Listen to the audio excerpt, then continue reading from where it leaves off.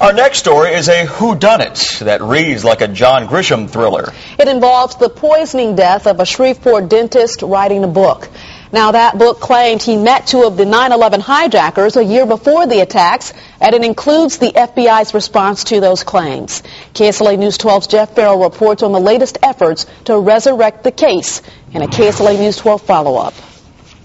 Seen from behind the statue of Lady Justice, it was perhaps a fitting metaphor for the very small march outside Shreveport's federal courthouse. Investigative journalist Sander Hicks became the one man who turned out, protesting the 15 months he's waited for the Justice Department to respond to his request to investigate the murder of Shreveport dentist Dr. David Graham. Hicks blamed the low turnout on scared friends and family. They have said if this could happen to David Graham, whoever killed him could kill us. Hicks says someone spiked Dr. Graham's iced tea with antifreeze.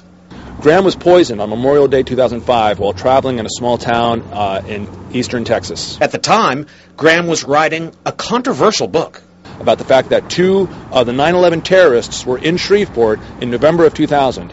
Graham's book detailed how he met those two men and how he tried to report his findings to the FBI. What's really key about this, though, is that the Shreveport FBI and the Texas FBI were at the emergency room telling doctors that he was suicidal and that he was crazy.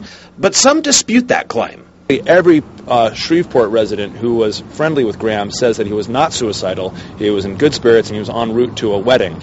Well, that scheduled protest in front of the federal courthouse ended up being a protest of one.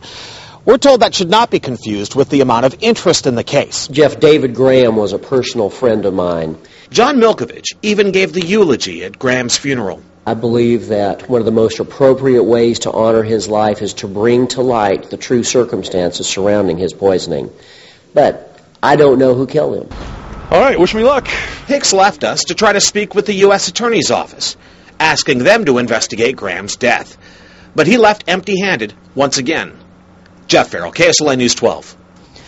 Now, Sander Hicks says he isn't giving up. He plans to deliver his request personally to the Inspector General of the Justice Department later this month in Washington, D.C. The FBI, for its part, denies Dr. Graham ever spoke to them about terrorists before his poisoning. We will, of course, keep you posted.